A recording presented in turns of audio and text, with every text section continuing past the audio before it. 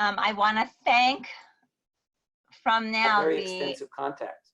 all so of the participants. In some cases, it may I want to thank everybody that who's say, coming we're on not to gonna start listen, and I questioning especially every want to single thank woman. We know that there were the 7 women in the mikvah the after people who have worked so this hard to woman who put was this diagnosed. together. So we're just going to say all 7 women. Dr. do Sharon 14 days. Grossman, No, who's going no to be more the questions. moderator. Thank you so much there's nothing I for can say your about time that. and effort that is and up to the foresight and putting it all together and thinking through the but issues. as far as the woman's help, as far Thank as you the in advance to of any Professor one of Mitchell those Schwaber, women, the director of the National Center for actually Infection Control, contracted coronavirus who will from share having his been in the wisdom with mikvah, us.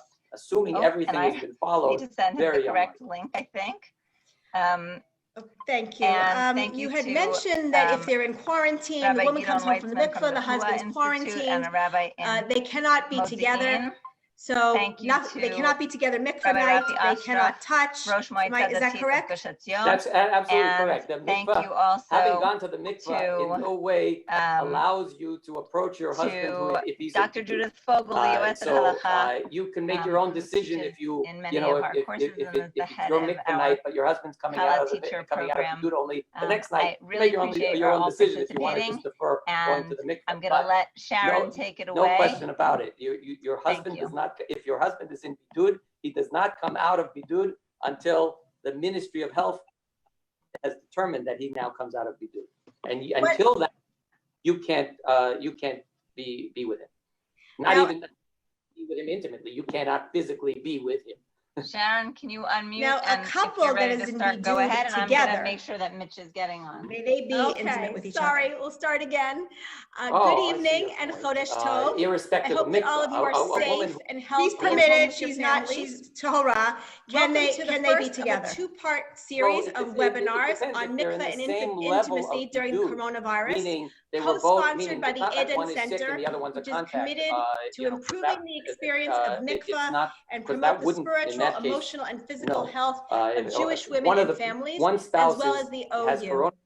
Tonight's topic is the mikvah because safe? the one spouse has coronavirus. Unfortunately, we are in the midst of an epidemic of coronavirus, which has infected over 2,600 Israelis, led to 8 deaths. Thousands of us are quarantined. And each day, the Ministry of Health comes out with new guidelines, new recommendations. Yesterday, our activities were restricted to going to the supermarket and to the pharmacy. At the same level and stage of synagogues are now prohibited. We're no Here's a longer question. daven in shuls, and men mikvahs are closed. But the women's mikvah remains open, albeit with the restriction of 5 women at a time, but it continues to be open. And over the last several weeks, many women throughout the world have struggled with the question, is the mikvah safe? Kept themselves separate. This is a very personal decision. They should keep themselves separate. If they have different levels of exposure, different kinds of risks, they should stay separate. Of different delaying timelines. mikvah, deferring mikvah, on her marriage, on intimacy, on her relationship with her spouse. There's no and question. at the same time, even the if safety of going to the mikvah. So we're very fortunate this evening to have gathered together but they're in a different, group of experts in halacha and medicine they've been exposed to somebody help else, empower to a different you index case, to better then they should keep navigate themselves this separate. difficult crisis. Women have asked, what's going on here? Do the gyms are closed? The men's mikvot are closed. Why are the mikvot still open? Can you, the women's mikvot, can you try to address that? Why is it different? Weitzman, the director of the Pua can try to Institute in the address United that. States, and the head of the Keep in English-speaking mind that section schools were of the closed Pua yesterday. Institute for Fertility So and Medicine in there accordance with really halacha in is Israel, and Dr. Judith Fogel, Yoetz and a Halacha. genuine effort I'd like to begin distinguish with Professor Schwaber. essential places Professor Schwaber with that us? must remain functioning from non-essential places that I can't see should him. not remain He is here. I'll unmute So him. people need to get their Professor Schwaber, we'd like to begin with Hakarat HaTov, thanking the Ministry of Health for all the efforts that they have made to protect us, to keep us safe. The efforts of our healthcare workers who risk their lives on a daily basis to take care of the sick. And of course, you for dedicating your time to us today. I know that you've been keeping 20-plus-hour days, and we thank you for taking the time tonight to be with us, and the time that you spent with us this morning on our webinar with Balaniyot. Having said that, is it safe? Professor Schwaber, it is safe, like a little bit more information about what we know about the medical risks of going to the mikvah. Yesterday, Prime Minister Netanyahu said, citizens of Israel, you know the following Talmudic phrase, he who saves one life is as if he saved an entire world. With the coronavirus, it has a different creating meaning. an environment where we don't have to compromise it's as if he either infected our the own entire personal world. or collective With that hygiene, in mind, as and well we don't as the have to words compromise of social Professor distancing, Dr. the mikveh Marmin experience is Ramet safe. in the Jerusalem Post, can you try to quantify the level of risk of going to the mikvah? How does it compare to going to the supermarket or going to the kuppah or the pharmacy? With that in mind, and the it's obligation, all, lo tamud al dam re'echa, can you tell us which women should be going to the mikvah now and which women should be staying home? Right, because good evening. You can have Can you hear me? statistically more risky experience, but happen to not come into contact with anyone with coronavirus, and then Privileged you wind up to join you tonight. getting off easy, so as opposed to start with statistically maybe. I think you know where I'm going. I'm not gonna. It's late and I haven't slept, so I'm not gonna continue this and not be able to finish the sentence. The point is, it's hard to quantify right now, according to the government website, and that is a woman who is in riskier than going to the mikvah because your chances of running into other people and coronavirus, compromising the 2-meter distance between each other is greater at a supermarket. Your chances of running into a neighbor and a friend and getting caught up in a conversation and only then realizing that you actually shouldn't be doing that and you're too close to each other is greater than at the mikvah. So yes, and at the supermarket you're fully closed, but that doesn't necessarily mean that it's safer. Now, I don't want the result of this call to be that women are now going to go to the mikvah and they're going to be scared to go shopping. They still need to be able to go to the supermarket. But even going to the supermarket, there's a safe way to do it, and then there are less safe ways to do it. And the safe ways to do it are based on the same kinds of principles that we've been talking about to make medically imposed isolation. Thank you. It's very helpful, I think, to us to have a sense of how mikvah fits in the scheme of exposures that we are stuck with and that are part of our daily lives. A question. We've heard I'd like to turn women to over Rav 60 Ashraf should for a take few precautions. Anyone who has an underlying health condition, diabetes, high blood pressure, asthma, should take special precautions. Good evening. Thank you for being with us. Immune system There's been a lot of statements made of late regarding the safety of mikvot, and I'd like for you, if you could, to take a few moments to talk to us about the status of mikvot, the status of mikvot in your region, in Gush Etzion, and other mikvot that you're aware of. What's the state of affairs? Okay, hello everybody, good evening. I'd like to, I'm head of the Motzah Datit, head of a religious council. I would like to begin with maybe something general to say about how I view the situation, following what we've heard from Professor Schwaber. So the first thing I would like to say is that if I would think that there is a danger, significant danger, like every single thing that we do in our lives always has a risk and a price. If I would think there's a significant danger of going to the mikveh, then I would recommend not going to the mikveh. With all the price that a person would have to pay by actually not going to the mikveh, meaning with his marital life and what it does in the family, and that we're at home so much and so on. But after I've spoken to many officials, both in the Ministry of Health, hearing also from Professor Schwaber today, earlier with the talk of the Balaniot, speaking to Dr. Zimmerman, both from the Ministry of Health and the Yotzet Halacha, speaking to officials both in the Ministry of Religion and the Ministry of Health. I am nearly convinced to say that it's healthy to go to the mikveh, especially dependent on two factors. One is that the water itself is safe. The fact that if the regulations are adhered to, if people keep the regulations, meaning if the Balanit, the mikveh lady, she keeps the regulations, yes, the mikveh, the tevilah itself is healthy, because the chlorine that's in the water does not allow the virus to survive, so therefore the mikveh itself is healthy. saying that, they need, firstly, you need to check. If you're not satisfied, if not 100% sure, then you need to check. How can you check? You can find the mikveh lady, you can ask her, you can question her, and even if she hasn't been, if she's not completely on the ball, then maybe following your telephone, she'll be more careful. But my impression from the majority of the heads of the religious councils in Israel, I can't speak for other countries, I can't speak for America, but I'm very much connected to the majority of the religious heads of councils in America, of religious councils in Israel. And my impression is that they're doing nearly everything that they can to ensure that the tefillah and in if the she's not, mikvot if they're are taking safe. it, they're That's a what I little say lax in the about past. it, should she stay home? In the past, let's say 5 years, if I'm not mistaken, something between 50 to 70 completely brand new mikvot have been built in the past 5 years. Let's say from 2015 to 2020, the government has invested enormous amount of money in building mikvot, and these are new mikvot, many places around the country. Look for them. If you're not satisfied with your mikvah, if you have the impression that your mikvah is not clean enough, if the mikvah lady is not attending to what it is, look for the new mikvot that are around, and I'm sure that you can find them where to go. I'm sorry that I can't read the questions on the chat, so if someone wants to read them to me, you can read them. I'll be able to relate to the different. I can tell you a few of them, and if I miss them, please let me know. They're asking who is checking the mikvot.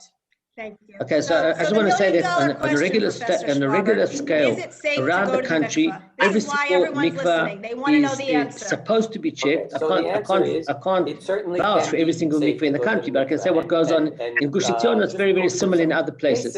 There's an independent private laboratory which checks once a month every single mikvah. I'm not talking about now. Now I'll explain I'll explain in a few minutes what the rules are now. But in general, the mikvot have been checked every single month by a private laboratory.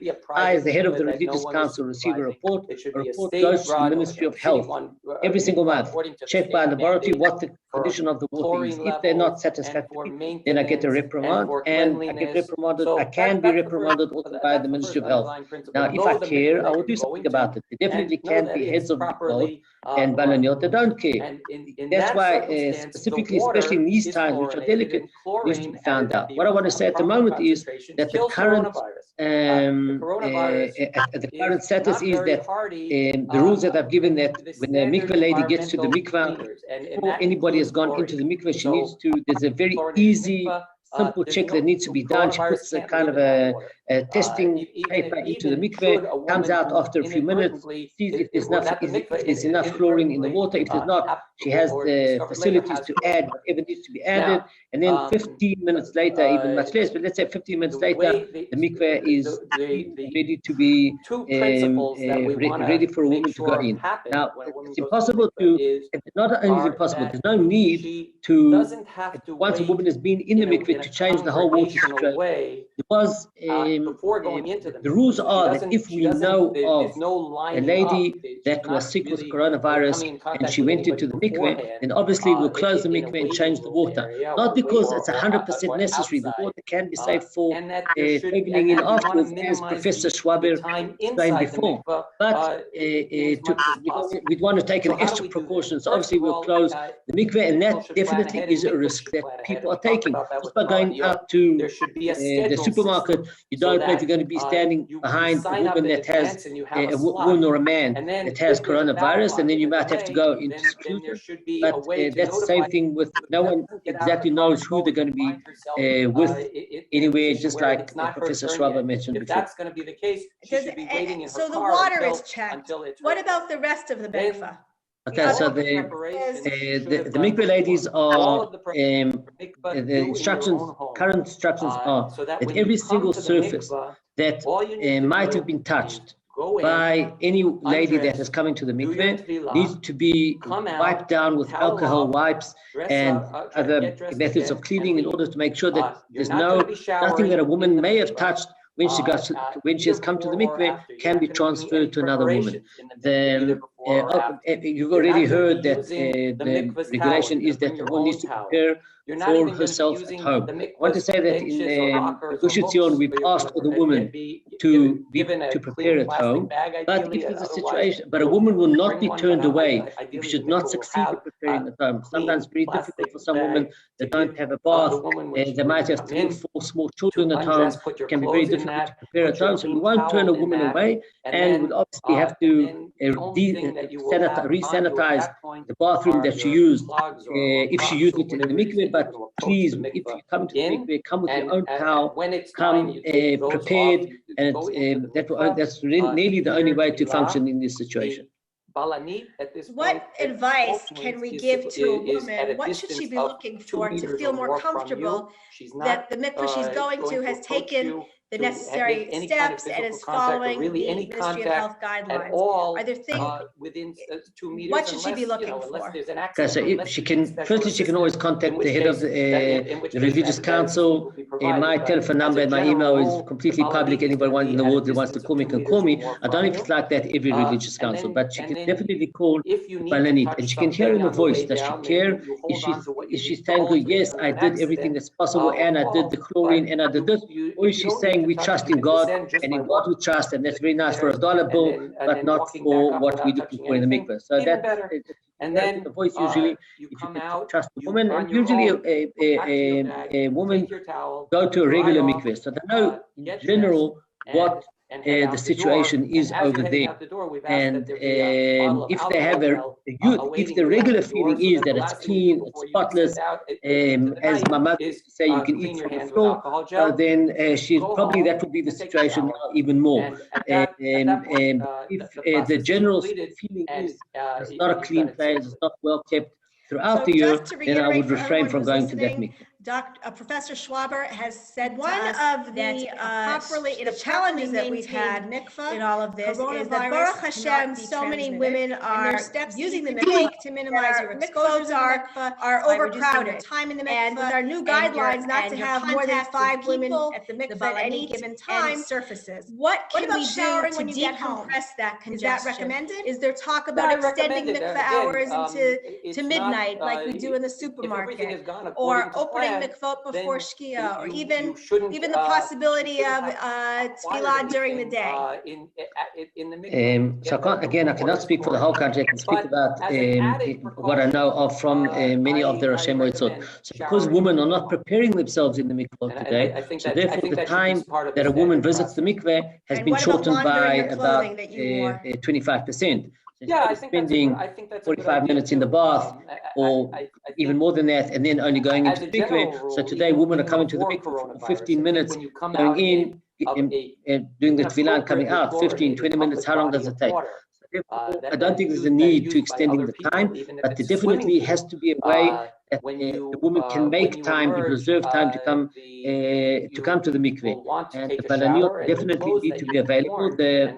Both the Ministry of Religion, because that's a regulation that came out yesterday or today, so they're looking into a method of making it much more easy, especially in the very big mikvahot in the cities, where tens of women can go to every single night, and they're definitely looking for a way to make it easier to reserve a spot. Would it be acceptable? The only advice that I can give is buy smaller mikvahot, maybe, and also reserve a spot. We've also asked all the women to call the balanit or send her a WhatsApp and make a time and make a time to come to the mikveh. That's the only way that at the moment can be done. Everything is done so quickly. It takes time to put all these to implement everything that needs to be implemented this way. What we've asked women that if you come to the mikveh out reserving a time, so just wait in the car outside, and then you'll be called in as soon as it's possible. Before she comes in. Now, Thank you. Rav Weitzman and Dr. Fogel, we've heard many different ways that a woman can reduce potentially her exposure to coronavirus in the mikvah. Are these halachically acceptable? It depends on the hair. Is it acceptable to prepare at home? Such a situation. Shalom, shalom. First of all, I wanted to thank maybe not every mikvah will be set up to my do good that. friend Maybe Professor in a Schwaber, and also my good city, friend one Rafi mikvah Ostrov. It's can be set up wonderful as- to hear as the incredible work that you're doing in the for Am emergency Yisrael and case to where a make sure woman that people are hasn't going to prepared and mikvah. I needs to think it would prepare, be or worth else it at has one to- point, has and to I'd like to be ask denied Mitch, the experience of going you know, to what the he knows mikvah. what's going on If she outside, because happens I to be a see that one, there's a lot of and people that's not here the who are designated mikvah where that can happen, outside of Israel, then who are she'll go to asking the one these where, questions as well. And I the think, one I don't that know whether is designated. Rafi has too But I'm just much, saying it as he said, requires you know, advanced input planning onto because what's going on in other places. I it know that the means mikvot that I live in Modi'in, that area as that do she some of goes the to people who will are have to have been attending cleaned now. before she goes Definitely, into it, and we will it's a have to very, be very high cleaned standard. And after I she think is done you know, using Mitch it. and I are lucky. And We're both we prefer Modi'in as I said, inhabitants, and we have a time very high standard as you have in Gush of the Etzion. woman in the outside the But water I think it would be area. interesting to see, Ironically, you know, what's going the on in other safest places place as for a well. woman It's in the just mikvah is in the water. as a point of importance, when I know that some people are asking What that as well. happens if a Halachically, woman goes obviously, to the there's absolutely mikvah no problem with that preparing was at home. used by a woman who In happened fact, to test that's positive what many for people have the coronavirus? custom to prepare at Is it home. safe? There's Is it safe to absolutely go? no problem of coming to the Okay, so mikveh there's really and two going elements to to the the mikveh question. and One leaving. is The what only the question likelihood of that woman getting is a time frame coronavirus? And the that second develops is in between. am I going to And be so put into generally the bidut for Gemara, 14 the days, halacha is that we by should do the health chafifa, ministry, preparation for even if I don't mikveh, get as close to coronavirus? mikveh as So the first possible, question is more lechatchila. likely, if But all even in of the- cases if in which all that of is the not guidelines always that I've possible, laid out are adhered we to, would still then permit a woman even to if it do all the turns out preparations that at home the woman and to before, try as much as this possible to come to particular the woman mikveh as soon as had possible coronavirus, after taking the it's shower very and preparing unlikely at for home, that coronavirus in order to to be ensure that we don't transmitted, because as I have said, the water, chlorine in problems the of water anything that and is there's been an such impediment to minimal the water contact that would outside the be water that there's really is no the reason place, why we do to pick chafifa, it why up. we do preparation for the And the mikveh. mikveh is, But and all of actually the doing that surfaces preparation that at are home commonly and touched then coming to the surfaces, mikveh is absolutely no problem at all. And exactly as was just explained by the professor floor, and by the Rafi, maquette, by the the rabbi, doorknob should was have that been cleaned, the in coming to the between mikveh, before immersing and before leaving the woman is came, before everyone really the comes. best thing to do at the moment. And It's halakhically, very, that's very also unlikely. absolutely not a problem That at said, all. there's no guarantee that I would just like to add on to that. Can you hear me? I I would just like to add on to that, that sometimes it's very difficult for women to prepare at home because the children are around or there's a lot going on during the day. So I think it's important that women know what the minimum is, the minimum requirement for them to prepare, and to realize that they don't necessarily have to go into a bath for 20 minutes, that a shower is certainly acceptable if they make sure that they don't have any barriers on them. So there is a way of making it possible to prepare at home, even though everyone is around in the house. What about Iyun? Can she do the Iyun at home? Can she do the final examination at home as well? So generally, we would say that if a woman is able to wash herself and to look and to make sure with her, using a mirror, using the general kelim and tools that women have, a comb and a mirror, and to look, there should be absolutely no problem of doing iyun, coming to the mikveh and immersing, especially if a very small amount of time has elapsed, and therefore the question of possibly hair dislodging or hair getting tied up or other impediments, other chatzitzot being on the body, that shouldn't really happen. And therefore the chafifa, the preparation and the iyun and the inspection can be done by a woman by herself with a little bit of taking time. And generally, as Rafi said, women take some time in the mikveh, and generally here that time should be done at home. And Judith's 100% correct that that requires preparation. I say to many couples, the wonderful thing for most, we hope that for everybody who's going to the mikveh, is that there is, even if there are children involved, there should also be a parent, another parent to that children. He's called the father. Generally, the father's not around because he's always so busy, but now we're all at home. And so this is an incredible opportunity for fathers to bond with their children for the hour and a half that mummy's getting ready to go away, and to be able to take care of them and to learn with them and to interact with them. And so mummy will be able to spend as much time as is possible and as necessary in order to do both chafifa and iyun, as you, Dr. Galper, said so correctly. I think that's very helpful advice for all of us. I'm speaking as a father, so I have to. When she gets to the mikveh, must she be inspected by the balanit? Can she forgo the inspection? I think that generally the guidelines that were given for the balaniot, the latest guidelines was that the balanit should, if she does inspect, she should do that at a very serious distance. I hope that Professor Schwaber agrees with me that that should not be problematic. I see that Rafi is agreeing as well. And so that should be, if she, if that is what is appropriate, that is what she's used to, that's what she would prefer. So then that should be done at the appropriate distance. And I know that that was discussed with the balanot this morning. At the end of the day, there is a whole halachic discussion about going to the mikveh without having a balanit or without having necessarily somebody who's inspect but does iyun. The real job of the balanit is to ensure that the woman has immersed in the mikveh.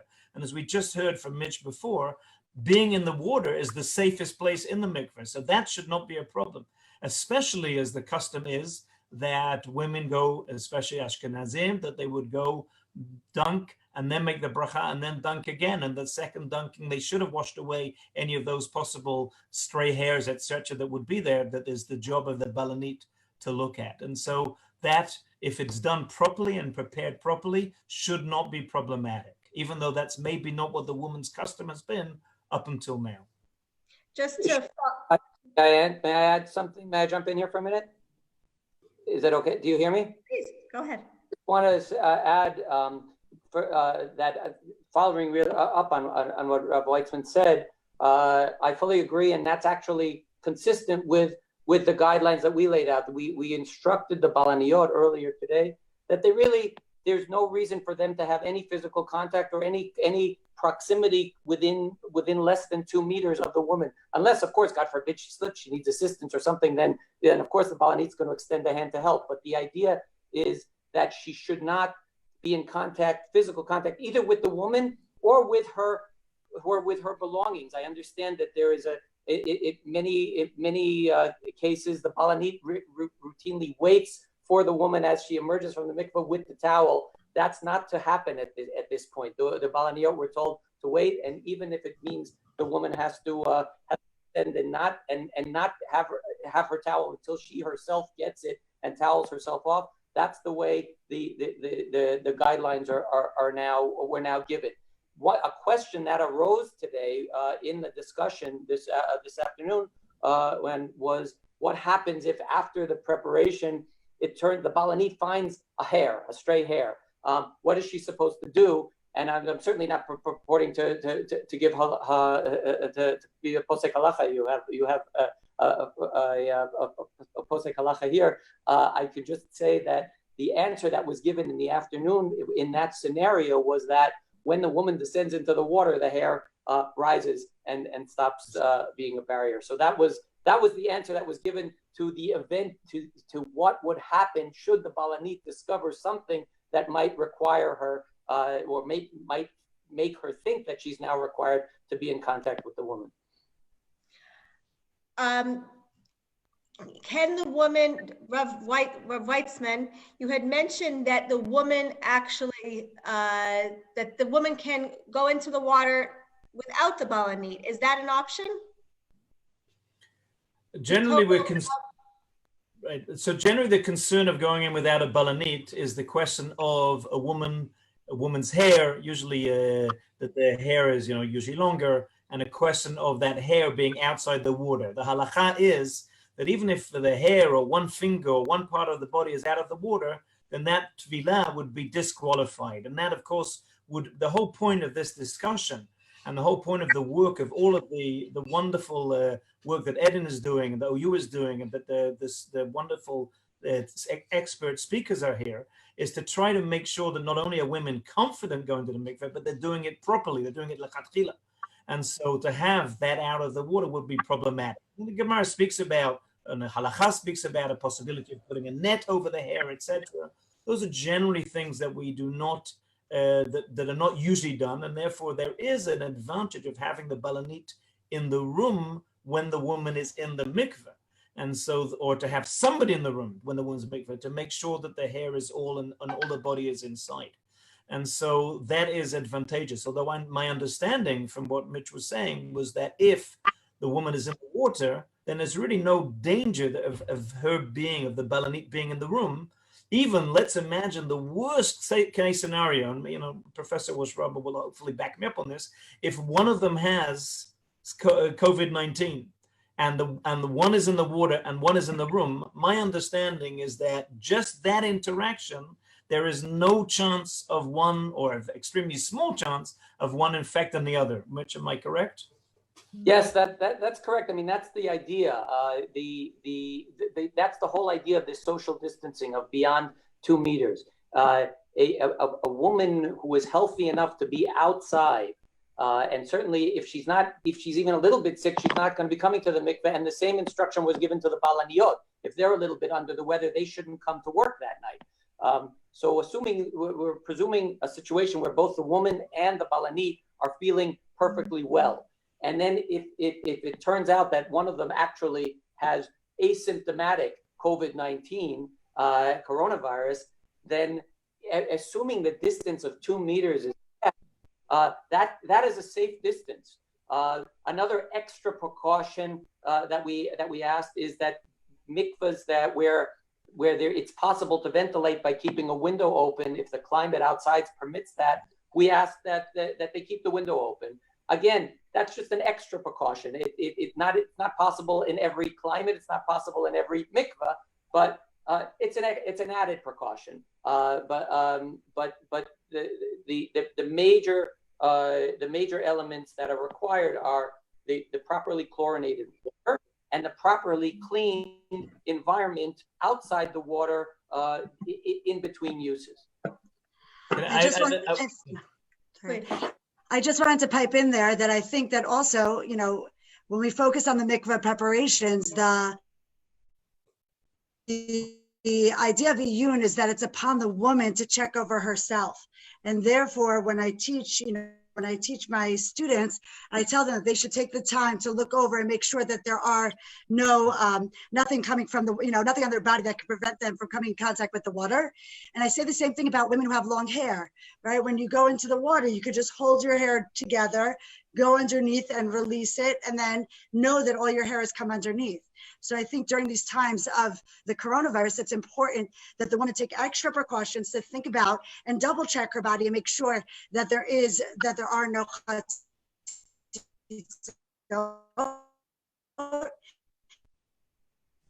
and then to be sure, go back, and she won't have to have the mikveh lady look at her, basically to just, take that upon herself to go through that. So the next question that just came in, I just wanted to add something, because I think there was a question that was asked before that was related to what Professor Schwaber said. We said an extra precaution was to take a shower on the way home, and Rebbetzin Billet asked, what about Shabbat? So I just wanted to, because we're talking about added levels of precaution. Is it really obligatory to take that shower when you get home? Or is that a good option? Could we do it in cold water? Maybe we could permit it on Shabbat. I wanted to hear a little bit about what Mitch has said. I'm sorry, Dr. Galpin, I'm cutting you off. So the question is how obligatory is the shower upon returning home obligatory? Right? Am I right? That was the question? Correct. Yeah, that's what I want to ask. It's not obligatory. It's recommended. It's recommended because you have been in a publicly used body of water, and again, I recommend it even in normal circumstances when you're coming out of a properly chlorinated swimming pool. From a chemical and biological perspective, it's the same idea. Yes, the water that you're in is safe, and yes, the environment that you're in is safe. But we're looking for not just being safe. We're looking for even going a little bit extra and doing whatever we can to optimize the safety and minimize the chances of inadvertently contracting the virus. And that's by the same principles we ask for ventilation when it's possible. And so the idea is that you should plan and prepare for showering when you come home. You leave the mikveh, you're going to alcohol to your hands as you leave. And then when you get home, the first thing you should plan to do is undress, put your clothes and towel in the laundry, towel from the mikveh in the laundry, take a shower, and then dry off with a fresh towel and dress, and you're done. Having said that, if a woman comes and says to me, I forgot to shower, I couldn't shower, I didn't shower, but everything else went according to the letter, then fine. No, I'm not concerned about the health of that woman. So what then is our answer to women about taking that shower on Shabbat? What I think I try to ascertain is that part of pikuach nefesh, and I sort of hearing that it's not really pikuach nefesh; it's an extra precaution. But if Mitch would say that that's pikuach nefesh, then clearly pikuach nefesh doche Shabbat. I mean, taking a shower is a gzerat derabanan that we gzerat mechatzot that we don't generally take showers, especially we're talking about in water that was warmed erev Shabbat or even in colder water. Then that should not be a problem. But if it's pikuach nefesh, then that's clear that it should be okay. I think that I heard, maybe, I don't know, what everybody, maybe Judith can chime in and she heard differently, but I think I heard from that answer that it's not really pikuach nefesh, it's an added precaution, and maybe there are other ways it can be done, although I think, again, if a woman is concerned and that it would be impinge on her mikveh night experience and her relationship with her husband, I definitely think that in water that was warmed erev Shabbat, or definitely in cold water with liquid soap and all the other things that we do when we take a shower on Yom Tov or any other time, I think that we could find a heter. Again, I think it would be a personal concern. Judith, did you hear differently? I heard the same thing, but I also have been hearing a lot of questions this week about women's anxiety level, women whose anxiety levels have increased. And I think taking a shower afterwards on Friday night for many people would lower that anxiety level. Really do have to be concerned during these times about how the women are feeling. So I think that should be taken. I would like to, if I can, jump in. You hearing me? Katonti to determine what's pikuach, whether taking a shower is pikuach nefesh or not. Yeah, you absolutely heard me right, Rabbi Weitzman, that I said it's an extra measure. Having said that, I would like to stress that I would like it to be a lichatchila thing. If a woman says to me Saturday morning, I forgot, oy, but hoy, am I in trouble? My answer will be, you're not in trouble. But I would like the word that I'm saying here to be understood that you should plan on taking a shower when you come home. Even if it's Shabbos, you should plan on taking that shower. I think there's another element of going to the mikveh Friday night, which we didn't really raise, is not only a medical thing, it's also practically. Since, at least in Israel, the government is very, very seriously limiting our walking around outside and interacting with other people. And, it was clear to said before that a woman should drive to the mikveh, go to the mikveh and come home. It may be, especially in certain places where the mikveh is far away, it may just be practically that women would be deferring going to mikveh on Friday night and going on Shabbat. Not that that's something that we recommend. I just think that practically that may be a consideration. It's something that we need to think about. And as we said, in our preparation marks, what we spoke about before was that these need to be very practical. And so it is generally, we get those questions the whole time. Can I push off mikveh for this reason, for that reason? So if we think that, we should generally make an effort to go to mikveh on the right time. We think that even though Tevilah Bismana is not a mitzvah, the Gemara has an argument about that. It's a good thing to go to the mikveh on time. It's a good thing for many, many, many, many reasons. But if it's going to add such another level of complexity, not even if it's a medical reason, just on a personal, as Judith said, just on a personal anxiety level, I think that if a woman would ask me, it would be too frantic for me to go Friday night with all of the extra precautions. Would I push it off to Motzei Shabbat? I think that this would be a place that's exactly as what we just said, that we would try to remove anxiety. I might try to encourage her that there are ways to do it. We might find a heter, yes, to take a shower, but I think that practically I can hear that people would just say that because of this complexity, there may be place to try to be lenient and to be able to go to the mikveh on Motzei Shabbat.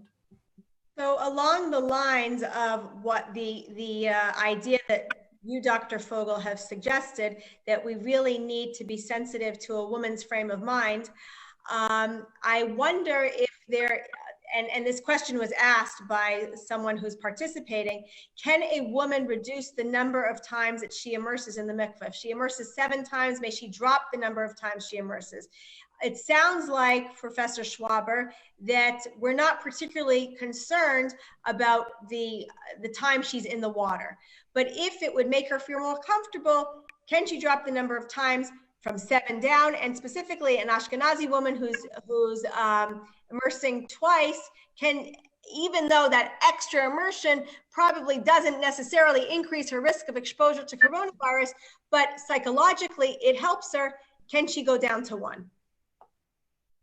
So even though a woman takes upon herself to have a specific way of toveling in the mikvah, there are extenuating circumstances where she might not. For example, if there was one time it was snowing in Gush Etzion and the electricity was freezing cold, and we told the women to immerse just 1 time for obvious reasons. And I don't think it was a halachic shiloh there about whether they can, give up on their tradition. So I think this is, again, another extenuating circumstance that comes up, that a woman can immerse just 1 time if, or do less than what her norm is for the sake of calming her down and easing her nerves.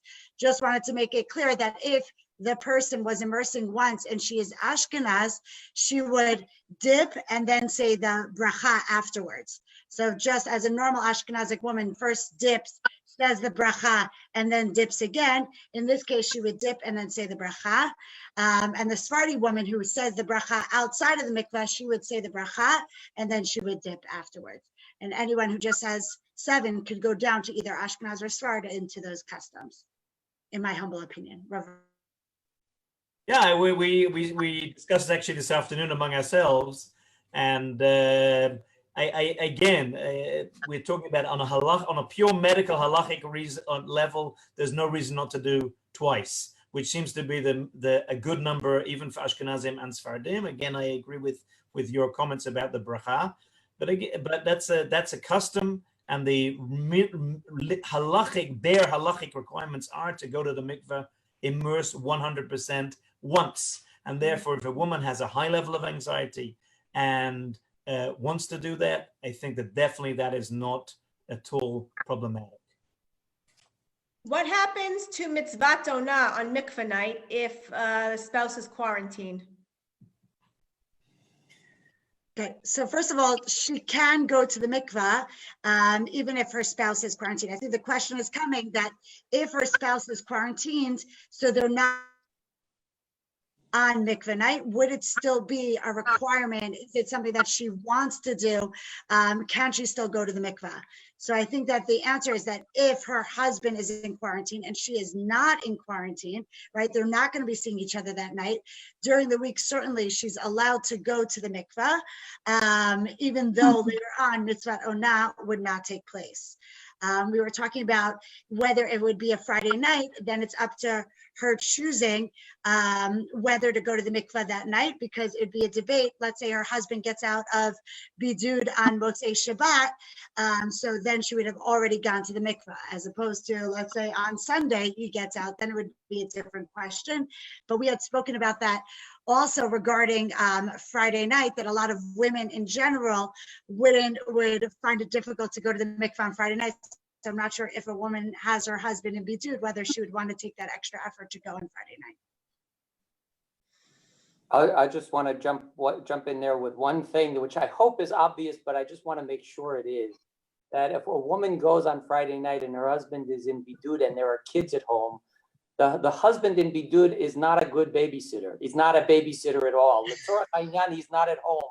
And even if you say the kids are old enough so that they don't need a babysitter, I still don't think a woman whose husband is bidud, if she's leaving kids in the house, or even older kids, even teens, who may, for whatever reason, require the assistance of a parent, that for all intents and purposes, the husband is out of commission. It is not justified for a woman to go to mikvah on Friday night if she's leaving open the possibility that the husband will have to violate bidud, even in an emergency, and thereby expose the children.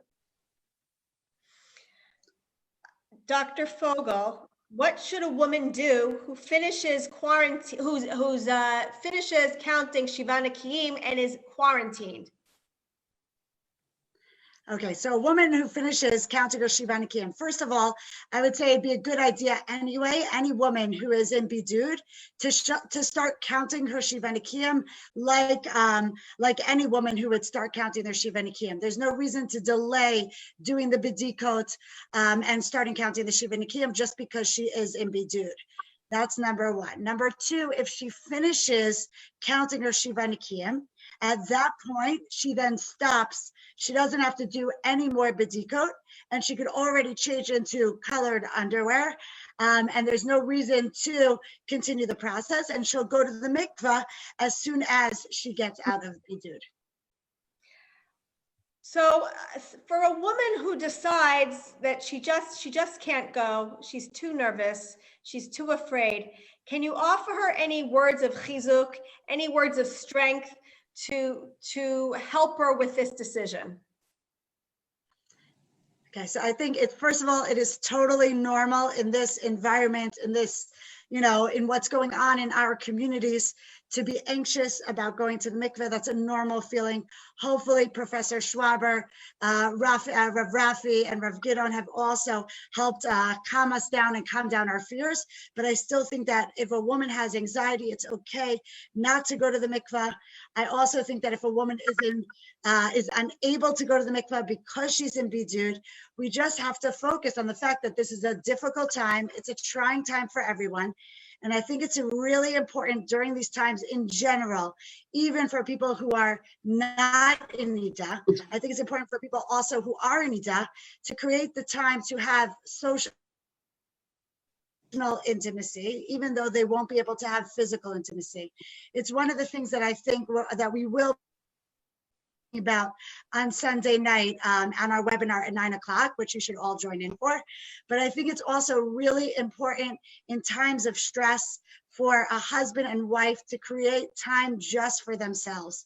And I think that during the times when people are not able to be physically intimate, to any way that's possible emotionally to connect when the two people are in bidud. Also, in general, the harchakot are sometimes challenging, and to realize that, we have to gather our kochot, we have to look at the end goal that eventually that this, we will get out of this state and we will be able to overcome this. So a final question for Dr. Fogel and Rav Weitzman. In the spirit of Kol Yisrael Arivim Ze Lezeh and the mitzvah Lo Tamod Al Dam Reyecha, what is our social obligation, our obligation to each other to keep the mikvah safe, to make sure that we aren't putting our friends at risk by going to the mikvah?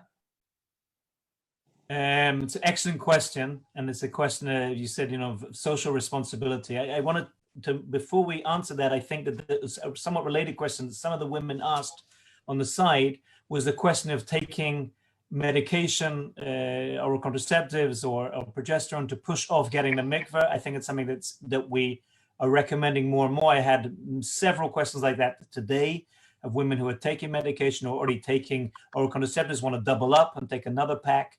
I think that generally that in conversation with gynecologists that we've had over the decades that we've been in PUA, we have seen that is generally accepted, and that's something that we can think about to just not even get to this question.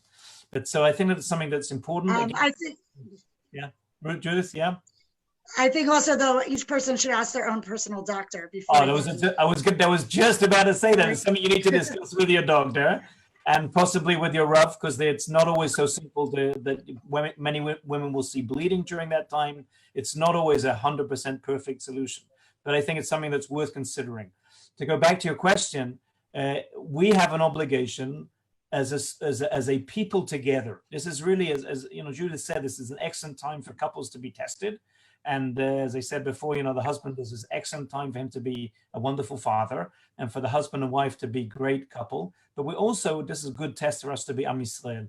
And Am Yisrael together have shown incredible strength in this time. I know that someone in my community said, doesn't the Kadosh Baruch Hu magdim trufa l'makkah? So where's the trufa that came before? So I said the trufa is WhatsApp and Zoom, because the ability that we have to be able to communicate internationally as we are doing now, and to think as a Jewish people, how can we look at this very complex question and these very complex and intimate questions, and how can we find very appropriate solutions? I think that that's really the strength of Am Yisrael, and it's an amazing thing. It's an amazing gift that HaKadosh Baruch Hu has given us, and we have to use it well. The internet is so smashed for all the terrible things that it has. Baruch Hashem, we're able here to use it wonderfully. We have a responsibility for ourselves. We have a responsibility to others. That's why the shuls were just closed today. That's why that we're very cautious about going to minyan, because it's about going to buy in the store. I think we do that also at a limited level. We need to take care. And I'll just share a couple of questions that I had today. We spoke about it this morning in our discussion. A woman says to me, you know, I'm in bidud, but I don't really need to be in bidud, because I don't really need to be in isolation, because really I wasn't enough time in the room, so I can go to the mikvah and then go back into isolation. I think we heard very clearly from the doctor before that is not the case. If you are in isolation, there is a reason. And you know, here in Modi'in, there was a case of a person that left bidud just limited time and was able to affect many, many people, and the entire neighborhood is closed down, and a mikvah was closed down because of that. And so we need to understand that there's a reason. This is, as Judith has said, this is a limited amount of time. It is not going to go on forever. And we need to be responsible and to be cautious. And if my own personal space and my personal freedom is going to be somewhat limited, but Am Yisrael and the whole world will benefit from that, then that's really our obligation at this time. And we pray for the whole world. We pray not only for the Jewish people, for the good of the world. And this is where we are tested, where those prayers become not just words that we say several times a day or several times a week, but these are words that we have to actually live by. And this is our obligation at the moment, as we as communal leaders, and in whatever capacity we have. It's our responsibility to take care of our communities, but also to encourage our communities that they need to take care of each other. And just on that level, there are people who are in isolation, and it would be an excellent idea that we should make sure that those people are okay. It would be an excellent idea that when we're caring about our own intimacy, that we should also care that there are other people, the older people, there are people by themselves. This is an opportunity for us to really show incredible chesed. We don't know when we'll have that opportunity again. We hope that it'll be a long, long time that we'll have this opportunity. But this would be an amazing opportunity that we have to show our strength as a people and to show our concern for each other, and hopefully for the entire world. Dr. Fogel, anything to add? I really do think that, you know, the community that has come together, you know, first of all, to discuss all of these questions, I think hopefully only good will come out of it. The fact that we're analyzing about the cleanliness of the mikvah and how to make sure what is necessary to go to the mikvah, and just raising awareness about following this mitzvah, just coming from, you know, a webinar like this is just amazing. And I would just really encourage everyone to just do the best that they can do during these trying situations. We're all challenged in all of our different ways, and hopefully, you know, all of us together will be able to get through this. So this is a beautiful message to end on, but there was a question that popped in, and I would just like to take the opportunity to have you answer it. And the question was, what about toveling during the day on a Friday to avoid all of the problems we talked about Friday night and leaving the kids? Is there a possibility to tovel on Friday day when that is the 7th day? That is, of course, a very complex halachic question. There are many opinions about that, about going to mikvah on the 7th day. In fact, going to mikvah during the day. The Gemara tells us clearly that we don't go to mikvah during the day because of srach beita, because of the concern that will cause all sort of misconceptions about the timing of going to mikvah. But of course, there are times in which the Gemara, the halacha, says we can go to the mikvah during the day, in the times of war and the times when mikvot were outside of the city and there was a concern, that may be appropriate now. Again, that doesn't really change the medical situation. The medical situation, in my understanding, doesn't matter if it's at 8 o'clock in the morning or 8 o'clock in the evening. But it's going back to what Dr. Fogel said before, the concern, the anxiety level. So to go to mikveh on day 8, on the 8th day, that would be possibly that this would be a situation in which, in a specific case, maybe a Rav could give a heter for that. And I don't want to give it in a public forum. Everybody should do that. But I think there are specific cases that would be appropriate. On the 7th day, we sometimes also have heterim like that. We have some also psak. Again, a very specific psak for a very specific situation. And then what would be appropriate would be to for a woman to go to the mikveh and then not meet her husband until after Seder Kochvim, after the nightfall, which is really the time that she should have gone to the mikveh, really the time where the mikveh, as it were, becomes effective.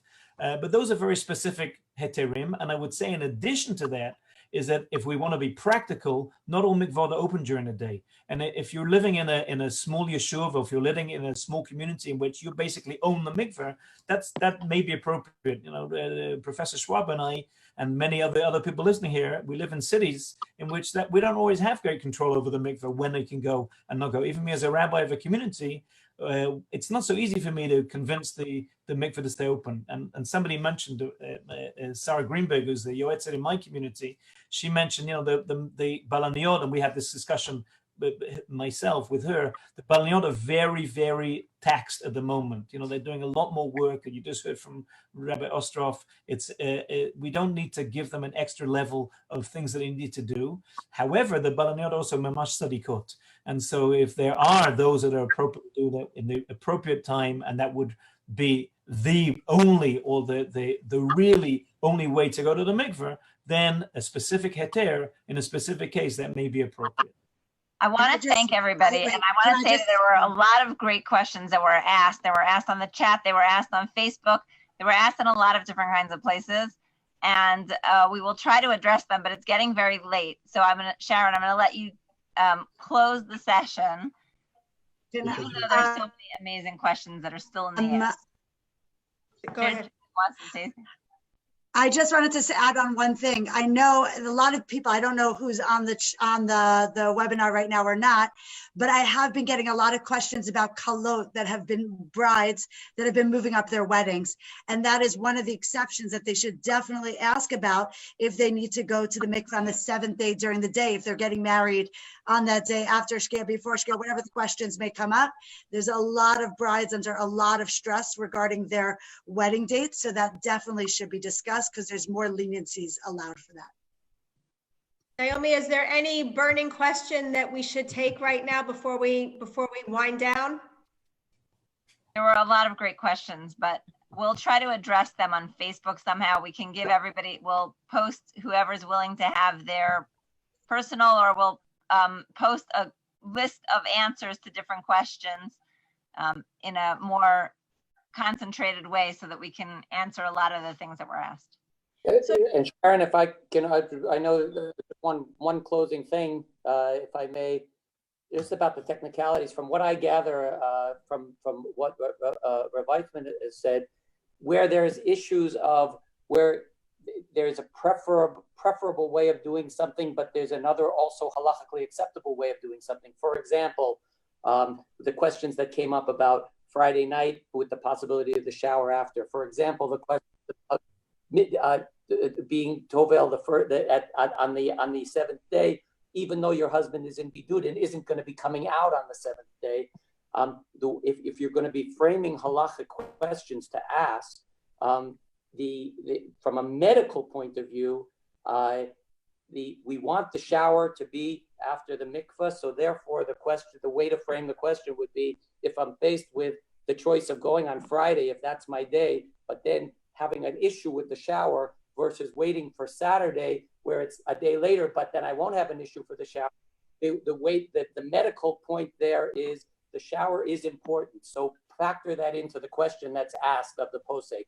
The second issue is we don't want to leave a scenario open. As I mentioned before, it's not just relevant for Friday night. We don't want to leave a situation open where a husband in bidud may have to violate bidud to look after kids because something happened while his wife was at the mikvah. So in that situation, whether whether a woman should wait until the husband comes out of bidud, even though it may be a day or 4 days after she's halakha committed to be tovelet, though that the medical point of view is the kids shouldn't be in a position of potentially having their father have to compromise bidud to go out to help them. So that's where I'm coming down as you're framing these halacha questions to be asked of a posek. Thank you. Thank you to our speakers, Professor Schwaber, Rav Ostroff, Rav Weitzman, Dr. Fogel. Thank you to our listeners. Just to sum up what I think's been said this evening, coronavirus cannot be transmitted in the water of a properly maintained mikvah. There are steps that you can take to reduce your exposure in the mikvah, and these are halachically acceptable steps. We're going to have a lot of questions in the coming weeks, and all of us should keep asking. Please keep asking. We will try to answer you and continue these dialogues. We hope you will join us Sunday evening for our second part of the webinar, Making Space for Intimacy, moderated by Dr. Naomi Marmon-Gromit, and with Dr. David Ribner, Jody Waxpress, Lizzie Rubin, and Dr. Judith Fogel as well. I would just like to end with a bracha in the spirit of Pesach and Rosh Chodesh and Nisan. I'm very much reminded of Sota Daf Yud Aleph Amud Bet. B'schar nashim sidkaniot shehayu ba'oto hador nigalu Yisrael mimitzrayim. By the merit of the righteous women of the generation, we were zocha for the redemption of Yetziat Mitzrayim. And I'd like to think that the schuyot, the schar of our nashim sidkaniot, who are oskot b'mitzvot, who are committed to Torah, who are committed to v'nishmartem ma'od l'nafshotechem, v'chai b'hem, lo tamar al dam re'acha, v'hafta l're'acha kamocha, and taharat mishpacha, that we will be zocha to have all of our tefillot answered.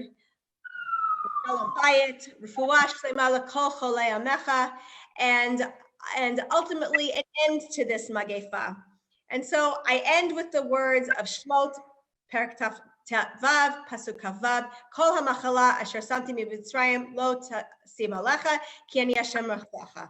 Thank you for everyone participating, and besarot tovot. Amen. Amen.